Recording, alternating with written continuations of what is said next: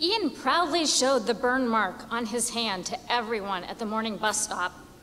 "Look what happened to me," he proclaimed, pulling back his sleeve to give everyone a better view, recounting the drama of a hot griddle and a slippery pancake needing to be flipped. "What were you doing making pancakes?" another mother asked. Ian seemed confused by the question. How else would a 7-year-old get pancakes for dinner if his father was traveling and his mother had just gotten home from work and his baby sister needed to be breastfed? After all, I had said, if you want pancakes for dinner, you will need to make them yourself. He wrapped that all up into a short answer. That's what I wanted for dinner.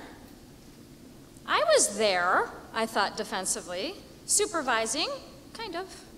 I had run cold water over the burn right away. "Oh, that's right," said the other mother at the bus stop. "Since your mother works, you have to be independent." From her lips, that sounded like an insult, something to be ashamed of. You have to be independent. All the way to work, I replayed the bus stop conversation in my mind. It doesn't take much to make any mother feel guilty, and it was easy to count my sins. Away from my kids during the workday, scrambling during that witching hour when we all descended home, hungry, tired, making the transition back to family, allowing a 7-year-old to operate the griddle. And let's not even talk about pancakes for dinner. One word kept coming to the top of my mind: independent. You have to be independent. And then it hit me. On any given day, there may be a million things I've done that I'd like to change, but raising my kids to stand on their own is not one of them. If that's the outcome of having such low standards that we serve breakfast after 6 p.m., then hooray, because independence is a mother's gift to her children. It didn't start out this way. There was a time when I was completely and absolutely devoted to my children, attending to their every need, with them constantly, every moment, without interruption, as they hung on my every word. But then came childbirth.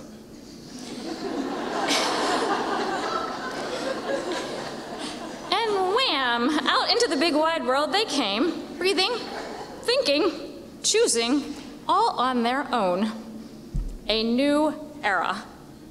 In those moments after birth, I tried to give my firstborn my full attention for as long as he wanted. I wasn't letting anything get in the way of bonding during these first minutes together.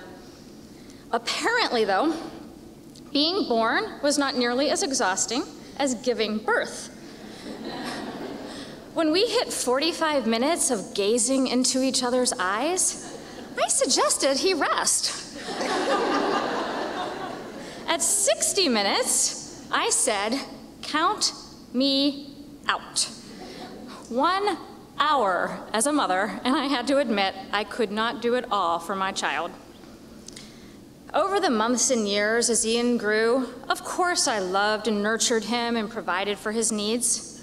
At the same time, we encouraged him to stand on his own, from feeding himself to choosing his own clothes, even when it meant those yellow rubber boots worn everywhere. From encouraging him to order for himself in restaurants, to speak up when he had something to say, to be the person who can do anything you set your mind to be independent. Ian was 15 months old and younger than the other kids in his child care center classroom as they were preparing to move up to toddlers. "He's not ready," I explained to the teachers. "We would be smart to let him stay here for another year." Here was the comfort of cribs instead of cots, high chairs with safety straps, nurturing caregivers to hold him throughout the day. Here meant staying small, staying close, staying my baby. That's when I learned of Ian's double life. For months, He had been jumping at every chance to visit the toddler room, loving the play kitchen and the secret loft and the ability to choose his own adventures. I faced reality. This was not a question of whether or not Ian becomes independent. The question was, could I? Could I allow him to fly, even if it meant flying away from me? The only thing worse than the lump in my throat, the idea of holding him back from the joy of moving ahead.